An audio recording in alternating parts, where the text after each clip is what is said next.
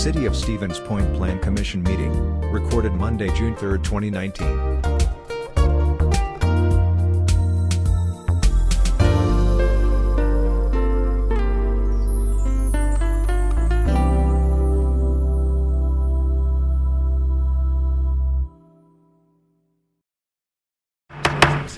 At 6 o'clock, we'll call the regular City Plan Commission meeting to order. Can we get a roll call, please? Weezer. Here. Kneebone. Here. Arnson. Here. Cooper. Here. Haynes, Hoppy, and Rice are excused. Okay, we do have a quorum, so we will continue.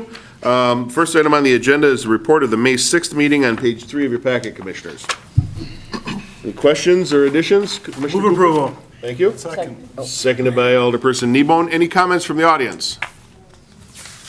Hearing none, all those in favor signify by saying aye. Aye. Any opposed? And that is approved. Item number 2 is a public hearing and subsequent action on a request from American Transmission Company, LLC, for a conditional use permit to construct a concrete wall around the substation and other minor equipment upgrades at 900 Rocky Run Road. Page 19 of your packet, Commissioners and Director. Another request on Rocky Road. So this is on the west side of the city. You can see off Riverview Avenue and West River Drive. It's a request by ATC. They're looking to construct a 24-foot tall precast concrete wall around the perimeter of the substation along with a motorized gate. They'll be doing some other needed improvements at the site, including a driveway replacement that would come out north of the site, some camera equipment and lighting. The property is zoned conservancy, and this type of use would be a conditional use within the conservancy district. Given its proximity or isolation between any really adjacent users, I mean, it's pretty remote for the location, so even the request with the 24-foot tall fence really should have minimal impact on any of the surrounding properties. So this is a quick site plan of what they're looking at doing. Again, the 24-foot tall fence surrounding the perimeter of the facility for security purposes, and then the installation of the new driveway that would head off to the northeast of the site and connect back up with Riverview Ave on the southern portion of that. Here are a few images of this potential precast concrete wall along with the gate. Again, this area is in the Conservancy District, pretty remote in terms of the area in the city.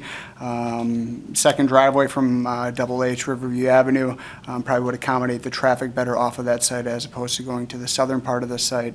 Given its remoteness and the type of use and security precautions that are needed for substations, staff doesn't see any concerns with the request and would recommend approval with the recommendation of the conditions outlined in the staff report. Any questions for the Director before I open up the public hearing? Director, there's already a chain link fence around that, correct? I believe there is. So there's already no traveling of wildlife back and forth, it's because it's Correct. a conservancy area? Correct. Thanks. Okay. With that, I will declare the public hearing open. Anyone wishing to offer testimony on this request, step forward, name and address for the record. Public hearing is still open. And for the third time, the public hearing remains open. Seeing no one wishing to speak, I will declare the public hearing closed, bring it back to the Commissioners for action. Commissioners? I have a couple questions. Absolutely. I don't know if they're beforehand or after. The 24-foot high wall, it seems tall. That's something they put on Mexican borders and things like that. Easy, Commissioner. Is that, We're going to make American Transmission pay for it. is that just standard? I mean, it So- seems like tall. And it We've doesn't got a need to be that representative here tall. from American Transmission. David, do you want to come to the podium and try and answer the Commissioner's question to the best of your ability, please? Sure. Name and address for the record. My name is David Hovde, H-O-V as in Victor, D as in Delta, E as in Echo. My address, I work in our De Pere office, and the mailing address is Post Office Box 6113 in De Pere, Wisconsin. Okay, so the necessity of the 24-foot wall. Right, so it's a combination of a couple things. Number one, it is actually a fairly standard height for a security wall like this.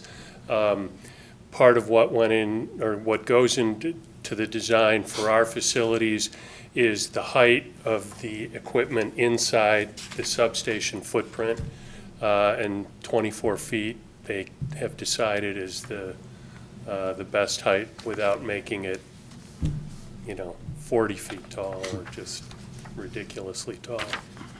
Is it designed to keep people from crawling over, from throwing things over? It's designed to do those things and other Just an security impenetrable barrier? objectives. Right. Right. No, if that's the I way mean, it goes, it's fine. it's a solid barrier too, as opposed to, I think, the alderperson talked link. about the fence that's out there now, which you can see through, not easily, but you can see through it. So obviously, this is opaque and solid. Okay, any other questions, Commissioner? I have one about the road and, Before we do that, Oh, any other okay. questions for the ATC representative? Okay, thank you, sir. Yep, thank you. Commissioner, you have the floor.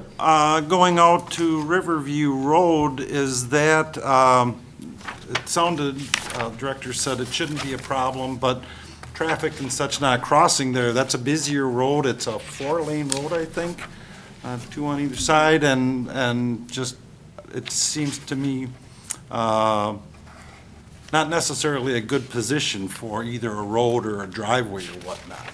So there are a couple of things here. The city Public Works Department as well as the county would review it for appropriateness in terms of access to the road.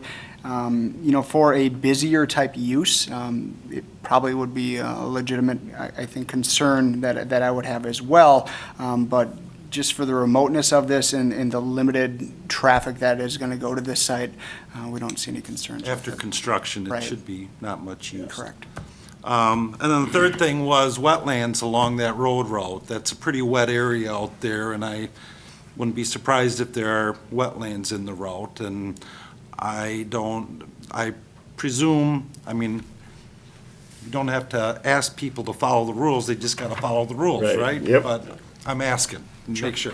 Yep, and they will still have to follow all of the laws through the Department of Natural Resources, the county, city, those sorts of things, so. Okay, Thanks. any other questions?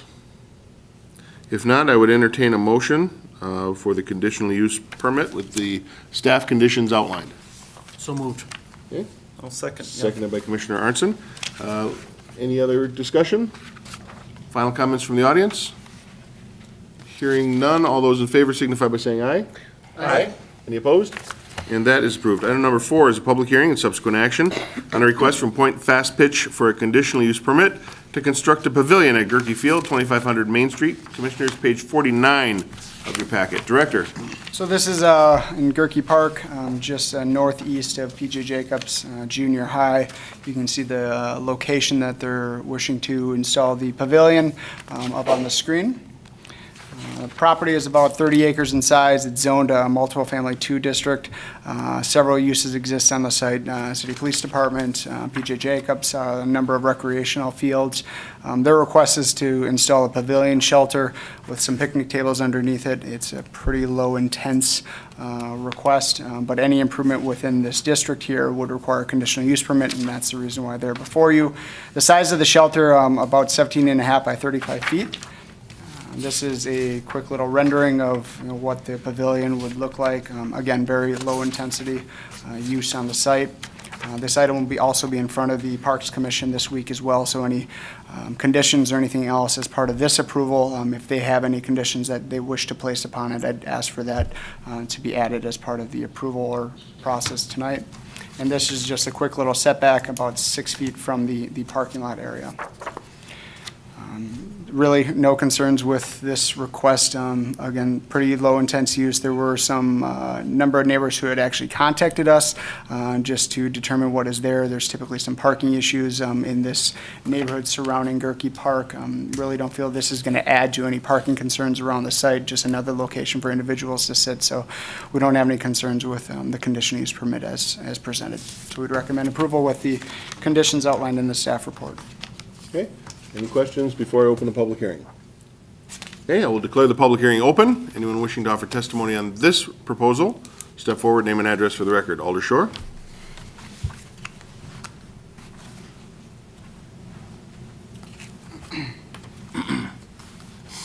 David Shore, 2nd District Alder. Also heard from constituents that seemed mostly to be curiosity rather than any intense concern. But happy to see improvements that support use of Gerke Park, both, I guess, from a tourism standpoint, if there's any traveling teams, but also because Gerke Park is the District 2's greatest community asset. Some of us who live here started even calling the neighborhood Gerke Park neighborhood. So glad to see this. Thank you. Public hearing is still open. Yes, sir.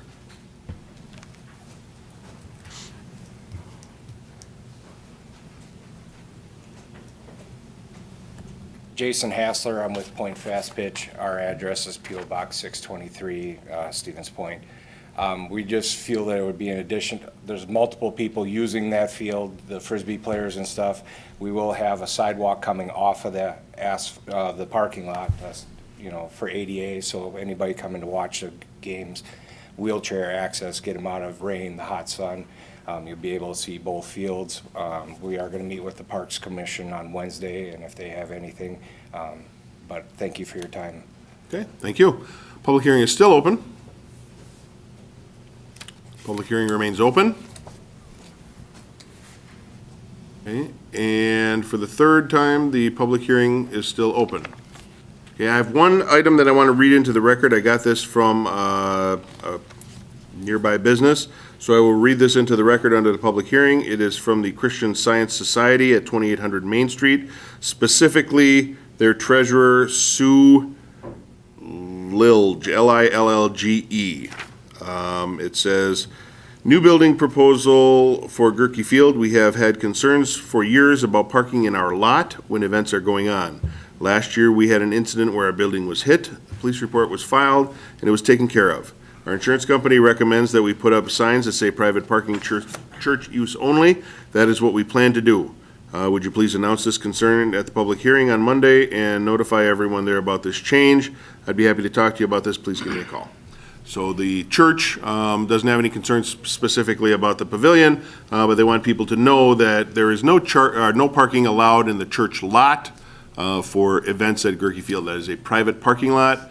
So if you're going to attend an event at Gerke Field, please do not park in the church lot at 2800 Main Street. And for the last time, the public hearing remains open. Seeing no one else wishing to speak, I will declare the public hearing closed, bring it back to the commissioners. Commissioner Cooper? Being that I am the president of Stevens Point Youth Baseball, I applaud any user group that is willing to improve our parks. I think they're key to that, so I will move approval. Thank you. Seconded by Alderperson Yeah, I Nebo. was gonna say, there's somebody there every night, Yeah, it's, so this is cool. Terrible when all those people are using our park. and kids, and the I kids, know. oh, the kids there, oh, It's boy. like- Yeah, And the kids playing in the park. Come on. Little tiny ones, it's just so cute to watch. It's great, come to a game, it's great. So we It's fun. have a motion a to good approve the time. conditional use permit with the staff outlined conditions, and it's been seconded by Alderperson Nebo. And is there any further discussion? Hearing none, all those in favor signify by saying aye. Aye. Any opposed? And that is approved. Item number 5 is a public hearing and action on a request from the City of Stevens Point to amend Chapter 23 of the zoning ordinance, specifically 23.02 Sub 1 Sub B, to allow the use of tourist rooming houses as a permitted or conditional use within the RLD, low-density residence districts and above. Page 60 of your packets, alders, or commissioners, rather. This was brought back because a request from the city council asking that we allow these rooming houses, tourist rooming houses, Airbnb, VRBO, whatever acronym you want to use, in the lower districts. So at their request, we're bringing it back for consideration. Director, anything to add? So we did notice it as potentially to go down to the lowest zoning classification. At last month's meeting, we had talked about possibly going down to R2. If you recall, the ordinance amendment that we approved last month would allow tourist rooming houses as a permitted use in R3 and above if it's owner occupied. If it's not owner occupied, it would be a conditional use in those districts. This request or this item before you now would allow you to go down to the lowest classification district or the R2, whatever you would choose. From a staff perspective, I think as you start getting down to the lower classifications, like the RLD and R1, you typically get larger lots. It's typically less dense. So I think you actually start having less of a problem the further, or the lower classification. So from a staff perspective, we don't have any concerns going down to the first residential district as a permitted use for owner occupied and conditional use for non-owner occupied. Okay. Questions? I have a question about keeping tabs on which ones are, active, how often they're used. Any suggestions how you're going to keep on that? Sure. So we would have to require room tax for these types of establishments. They also do have to have a license from the county, and quite honestly, we see them a lot on the listing sites. Random quite a spot checks few if you go to the Airbnb.com, online sites. So we are able to find a lot of them. What we found is that a number of these have popped up within the city, and they're difficult to regulate at best because it changes every day. And I think the more complicated that we make this, the harder people, or the more people are going to be out of compliance. And I don't see a lot of concerns happening within these lower classifications of districts. All right, thanks. Okay. Any other questions before I open the public hearing? Commissioner Cooper? Could we go lower than RLD? Or is that no. kind of? That is the lowest, otherwise we lowest go we into go. conservancy. Okay. Yep. Okay. You don't have to go that low. I know Sure. the council had requested R2, but staff doesn't have a problem even going lower, so we can. Sure. The reason we noticed it as the lowest is because last month we noticed it as R3. The suggestion was to go to R2, and we were not allowed to even talk about that because it wasn't Sure. agendaed in that lower district. So by going to the lowest possible district. No, I think that's great. I think we that can was do appropriate. that, or we can Yeah. go to any of them above that. Sure, good, thank you. Okay, I will Essentially, declare- this allows anybody who owns or rents property can rent it out to whomever. As a conditional use in some cases. So they would have to apply for a Still has to conditional come- use. Right. Here. Okay. Declaring the public hearing open. Anyone wishing to offer testimony, step forward. Alder Morrow. And then Alder Dugan, you're on deck. Morrow, Alder, Area 11. The only concern I have is that, my understanding was that these were all going to be owner-occupied units. Because I know in some other towns, they've had problems with folks who would buy up houses and just have that as their business model for trying to open up their own little chain of hotels and so on. As long as they're owner-occupied, I think it would be a great idea for someone to earn a little bit more money and to help out the city. Thank you. Okay. Alder Dugan? If anybody else wants to talk, you step right up there. Jump in the line. Alder Dugan, District 8. I have a couple of comments. I was very happy to see this coming forward. I spoke with the city attorney about some changes that I was interested in, and a lot of them are included here. Let me mention those first, and then I have a couple of questions and concerns after that. The city staff are prepared to create a website outlining the regulations and the requirements for room tax and for county permitting. I'm really pleased about that because I wanted those two things to make sure that the city got room tax and that the guests were getting some sort of permitting from the county or the state. I mean, there's laws, both county and state, that would help them know that this place has been inspected, that it's gone through health and safety inspection, and that is very good. I'm happy to see you got that. Going to create a website for that. Also, that the staff will need to annually review and maintain a list of the tourist rooming houses. I'm happy that you're jumping up to that because that was a question people were concerned about. How would you find out? But as I think the mayor said in the past, he just went online as I did, and you found about 20 already. So we can do it, and our staff can do it, and I'm happy that we're going to make sure that we get compliance. In terms of, and then the last one, number 6, note that other zoning, building, and property maintenance codes would be required, such as those related to parking, driveway storage. So, I mean, this is what everyone needs to comply with, but I think these places that are renting out to people will have a special eye on them, and I'm happy about that. I took a good look at the county permitting requirements. It's in their Code of Ordinances, Chapter 4, Health and Sanitation. You get the permit from them, you pay a fee, you display that permit publicly, and as a guest, I would want to see that. You comply with an initial inspection. It doesn't sound like there's going to be an annual one, but at least an initial one. And there won't be any human health hazard in the building.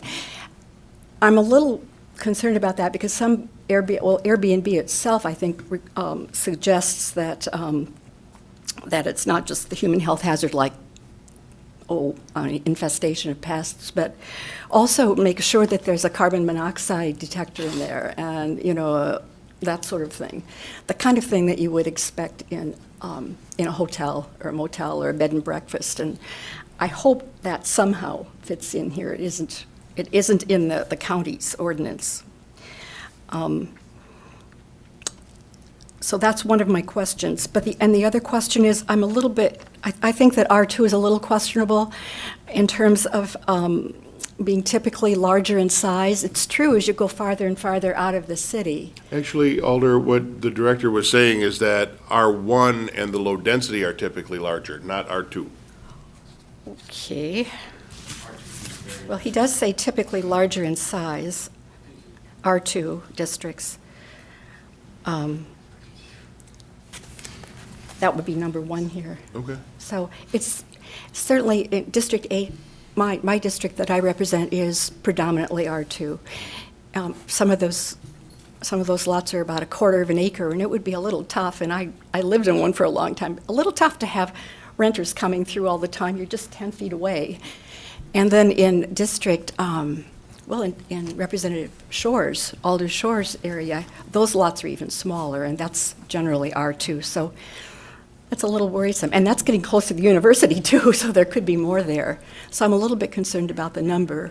I'm not sure how to respond to that, but I know that in some places that the number, and Airbnb mentions that, too, that sometimes municipalities will say you can only have a certain number, not in a zoning code necessarily, but in maybe an area where the lots are smaller.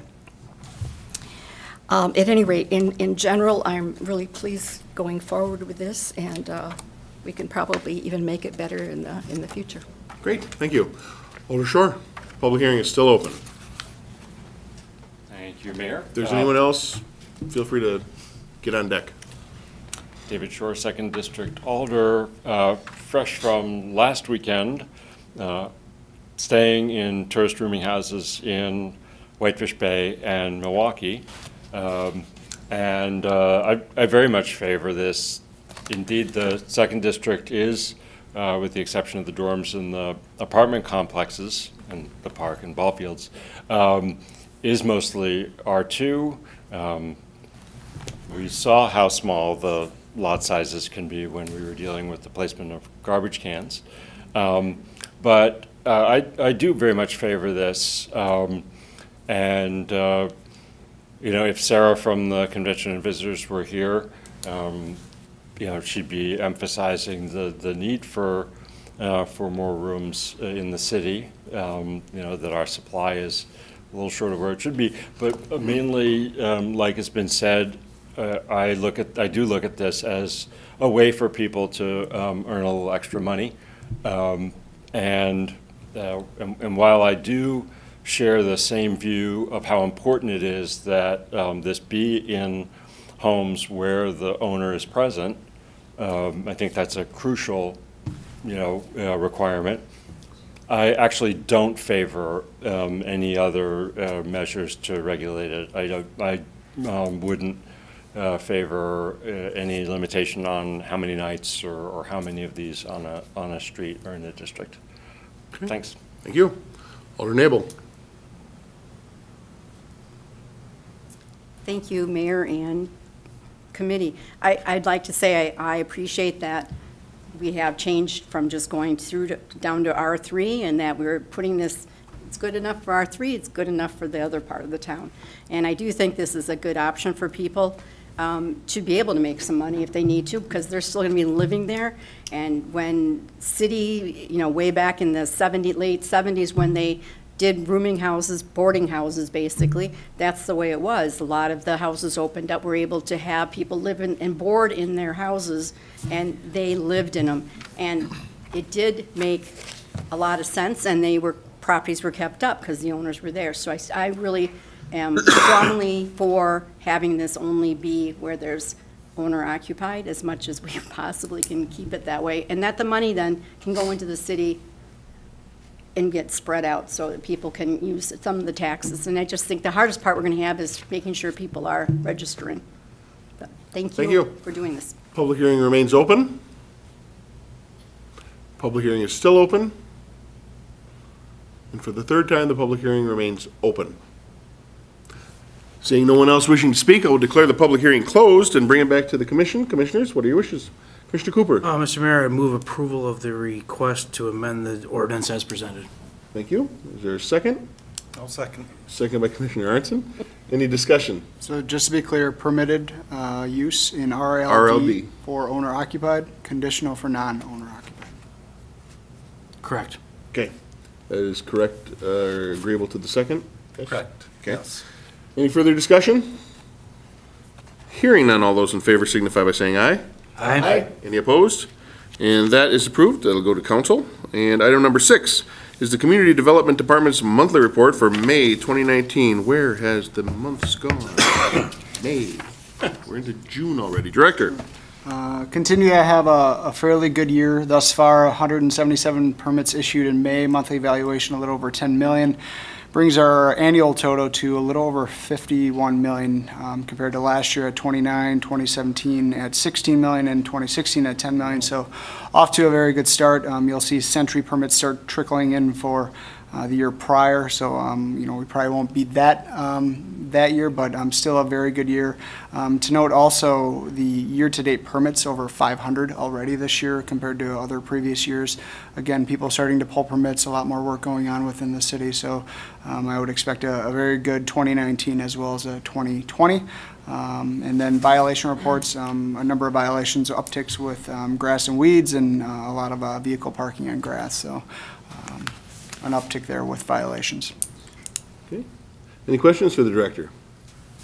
Okay, I just want to point out a few things because, and correct me if I'm wrong, Director, our previous annual valuation growth was somewhere less than the 30 million on average. And lately, we've been exceeding that, some of it significantly, and that is all in part to the director and his staff and the decision makers at this table and out in the audience, the alderpersons.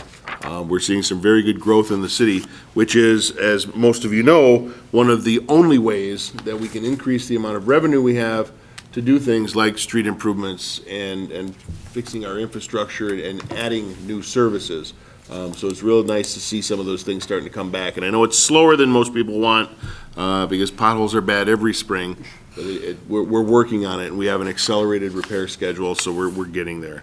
So thank you very much to the director and his staff, to you, the commissioners, and to the alderpersons for helping make that happen. Any other comments on the director's report from anyone in the audience? With that, we will move to the director's update, item number 7.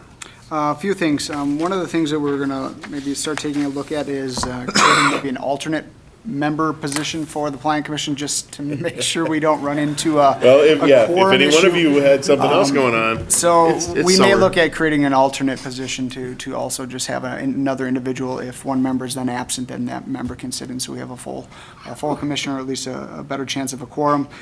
Second, a vice chairperson should be adopted for this. We'll put that on next month. Okay. And then finally, we did have our targeted area master plans project review for the downtown area recently. Got a lot of good feedback for that. So we've had the two areas, the Division Street corridor and the downtown, with the concept plans that have been provided through Vanderwall. They are up on our website, so please take a look at them. I will send them out to the Plan Commission and Council just to make sure that you do have them. But anticipating over the next couple months, we'll see moving through final approval for those two project areas. Okay. Great.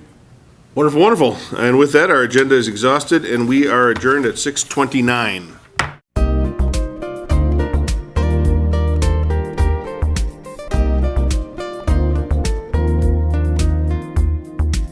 A video of this meeting is available for viewing on the city's website, stevenspoint.com/videos.